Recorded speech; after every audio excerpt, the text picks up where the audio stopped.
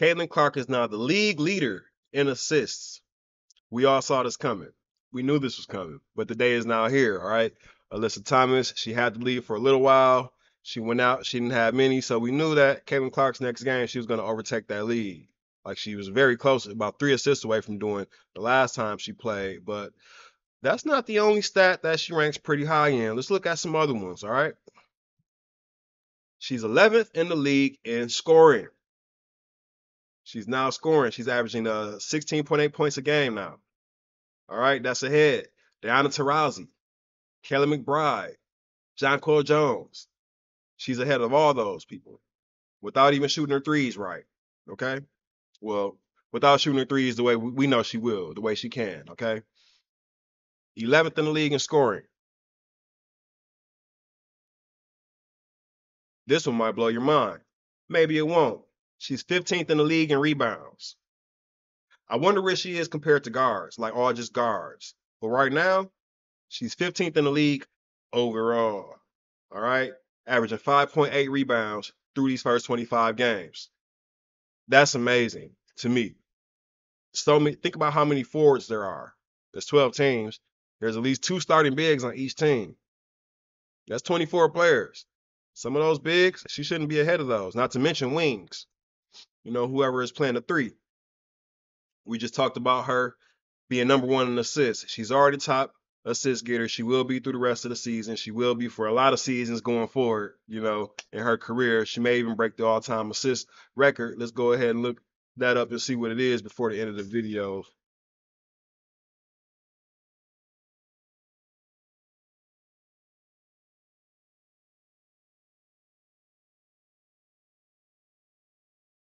All right, Sue Bird, 3,234 assists. That's what Caitlin Clark is aiming at that one. She'll get it. Yeah, I'm putting that out there now. Sue Bird, your record will fall soon. She's coming for you. Not soon. Your record will fall eventually. She's coming for you, all right? Let's move on. Blocks. Overall blocks. All right, now I told you she was 15th in rebounding, which is crazy for her to be a point guard, a rookie point guard at that, who needs to work on her strength, apparently. 11th in the league wide in blocks, averaging 0.9, just under 1. Just under a block a game. So, again, 24 starting bigs, not to mention all the ones sitting on the bench, not to mention all the guards. She's 11th in the league overall in blocks. That's amazing. And we're seeing it every game. We're seeing it, happen in real time. Now, some of those steals, she's gambling a little bit sometimes and getting out of position, but the blocks, those are always like head up. Those are good blocks. She's not gambling. She's not backside blocking. She's just straight up blocking guys, blocking girls. Overall field goal percentage, 36 league wide. 36, yeah, 36. Let's move on. And it's really her 3-point shooting because she's 33rd in 3-point shooting. And right now at 33%, not quite efficient as she was in Iowa. We all know that. But her and Sabrina are down this year. And we know Sabrina's one of the best 3-point shooters in the league. Caitlin Clark will be one of the best 3-point shooters in the league. There's nothing they can do about it right now, but get better after the break. But I'm not really too worried about either one of those two when it comes to 3-point shooting. That's just me. 33%. I expect her to end the year somewhere where there's only about 14 games left, 15 games left. I'm expecting her to end the year somewhere around 37. All right. Total 3-point baskets made. 3rd league wide. 69 3-pointers. She's tied with Enrique for 3rd. McBride leads the league with 72. And Kelsey Plum is right behind her with 71. So even though she's not hitting them efficiently, she's getting them up. She's tied for 3rd league wide, which means in a season in which she's shooting them efficiently, she should run away with the lead for that easily. But this year, she still has, she's only 3 behind. She has a chance to catch everybody on the back half of the season. Overall steals, 7th overall. She's tied for 7th. In a lot, there's 5 other players who all have 1.5 a contest, but still, just looking at these numbers, 7th in the league in steals, third in threes overall, first in assists, 11th in scoring, 15th in rebounding, and 11th in blocks. Yo, what are we talking about here? What are we talking about here? So easily, look, we're done talking about the rookie of the year race, right? Are we all in agreement with that?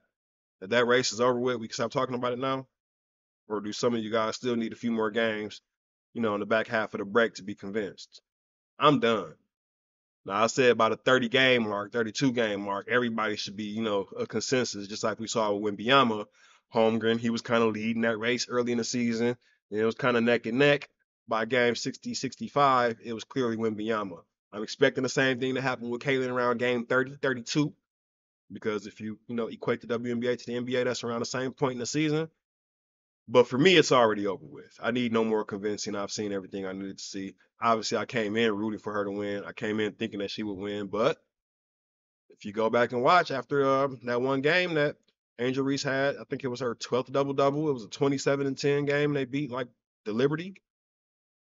Yeah, the pressure was on Caitlin to respond, and she did. And she's blown that odds lead wide open now. I think it was at negative 350. She's at like negative 1500 or more at this point.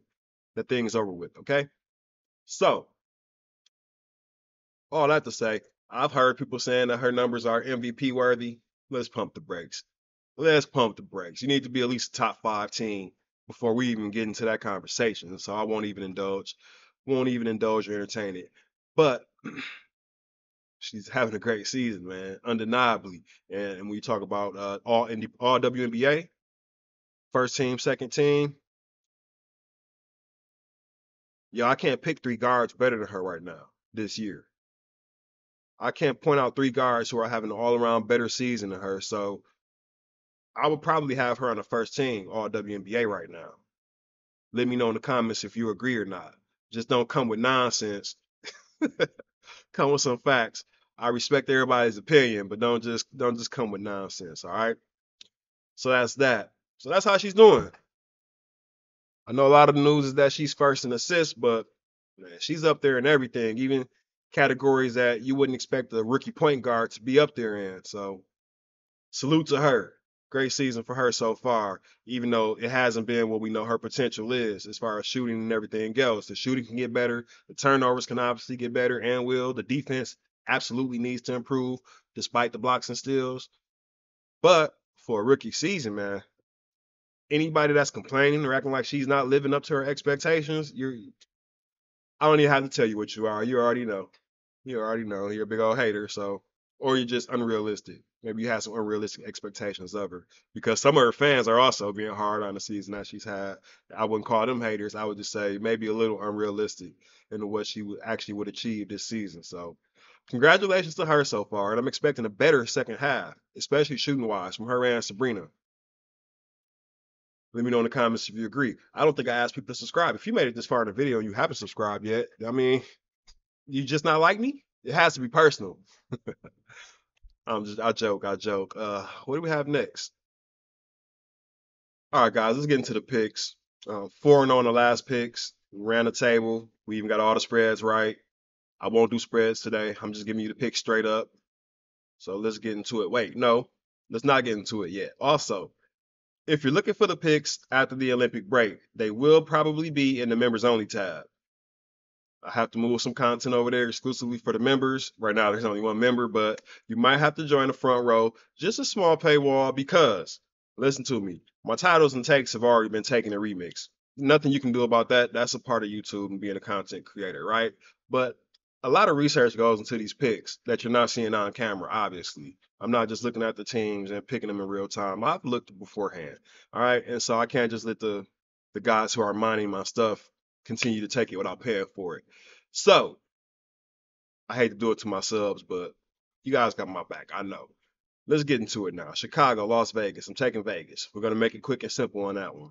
I'm taking Vegas. They're gonna go into the break, with the win. They're gonna be focused on that. Seattle, LA also. You see that the heavy sigh, because I'm a Sparks fan. I want LA to win. They're not gonna win. Seattle's gonna win. Shout out to Rickea Jackson. I hope she has another career high. I hope Hamby balls out. I would love for them to win. I'm not picking them to though. Connecticut Sun, New York Liberty. The Liberty are heavily favored in this one. 4.5 point favorite, 70% chance to win on ESPN's matchup predictor and a couple other sites. They have a pretty big, they're favored to win on a couple other sites too with a pretty big margin. However, don't think they get away with having no Brianna Stewart 2 games in a row. She was listed as out earlier. Right now, she's listed as a game time decision. So my pick is dependent on Brianna Stewart. I'll put that out there now. Benijah Laney Hamilton, she's already out.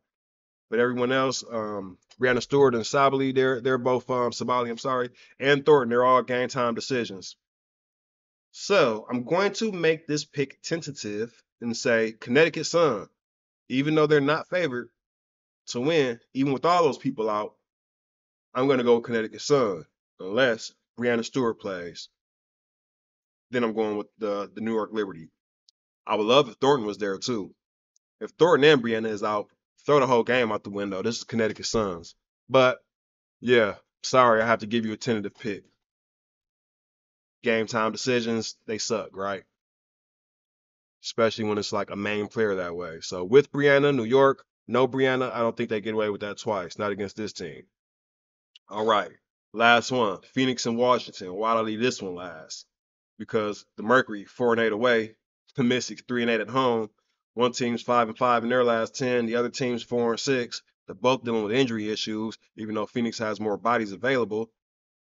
So, Ariel Atkins, balling out of her mind the last couple of games, right? Had a lot of points. Putting up a lot of points. Kai Copper, the same thing. So that's a nice duel between those two. Phoenix is a 3.5 point favorite, except around ESPN's matchup predictor, where they have the Mystics with a 59% chance to win. This is why I say this was tough. Even before I looked at any of these numbers, it was tough in my mind. Plus the other research that I did. It's tough. However, let's kill the suspense. I'm going to go ahead and go with the Mercury, even though they're very suspect looking right now. Very suspect looking.